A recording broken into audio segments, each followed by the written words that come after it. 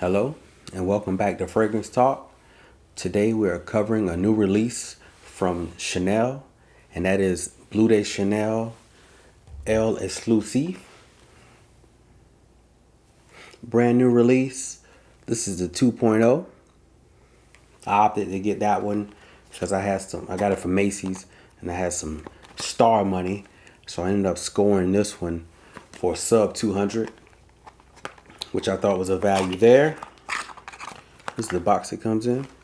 Again, it's the gold, just like the Parfum, the gold writing instead of the white. So that's the box. Here's the presentation. Still a cube shape, elegant, simplistic design by Bleu de Chanel or by Chanel. But let's get into the fragrance. Again, this is the Elle Exclusive, which is a straight de parfum, which is supposed to be. The description on Macy's website said designed to be a straight de parfum. So, in some research I did, it is in fact supposed to be in a straight de parfum, which means it's an even richer concentration than the parfum. If you're familiar with the Bleu de Chanel line, crowd-pleasing fragrance, anytime wear, if you're familiar with the Bleu de Chanel line, they kicked it all off with the blue fragrances. Easy to wear, crowd-pleasing, good for any occasion, everyday, signature scent-worthy fragrance. However, the Elle Exclusive, I think it took the Parfum, its sibling, and upped the ante and took it to an even deeper, richer, great actual place in the line. I have the Parfum on this hand, which again, it opens up. Speaking of the open, it opens up with that quintessential great mandarin orange, citrusy opening, just like its predecessors. Magnetic top, it's always a plus. Okay, it opens up very, very similar to its siblings, the Parfum, the EDT.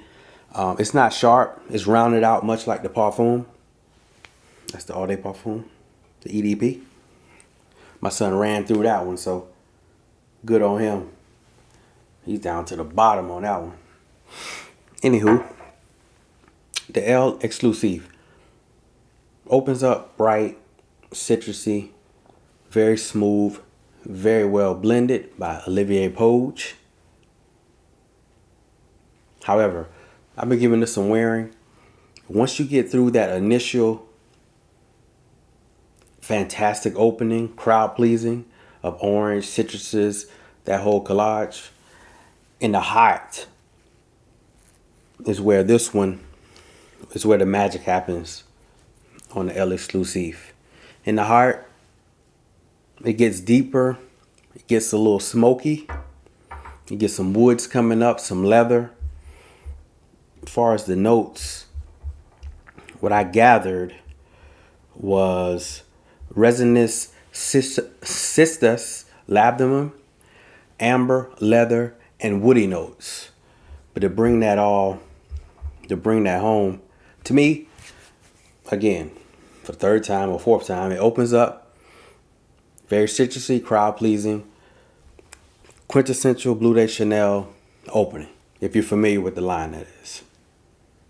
But then, in the heart, you get those deep resinous notes, and to me, it smells like the old school chewing tobacco that was in the paper bag like your pops used to have.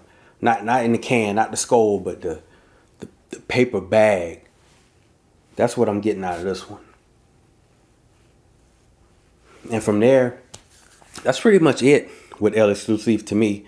It's a deeper, it transitions well with the Parfum, I like the Parfum, well, I used to like the Parfum the most out of the line, but the Parfum was basically, to me, just a more streamlined or defined version of the Bleu de Chanel. It wasn't as sharp as the EDT.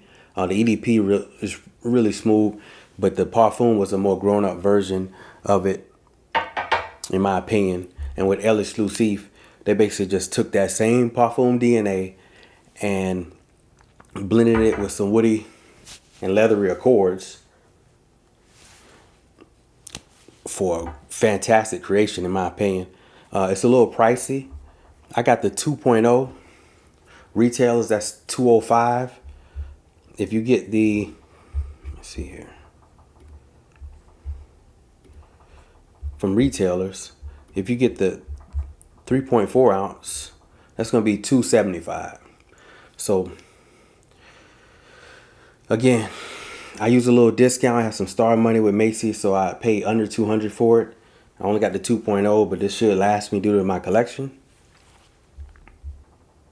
But to bring this all home, 8 to 10 hours, definitely longer lasting. I say more 7 to 8 hours though. After that 7 hour mark, it was a skin scent on me. It was like, I want to say 80 degrees yesterday as well as today. I still wore it. It wasn't clawing or anything like that. So I'm gonna give it 4 seasons. I think definitely once it cools off, this is really gonna shine. So it definitely will get some wear when it in the cooler seasons. One thing, my wife actually wore this yesterday, so I don't know if it's branded or marketed as, but she liked it, so I can coin it as perhaps unisex if your spouse is into that type of fragrance.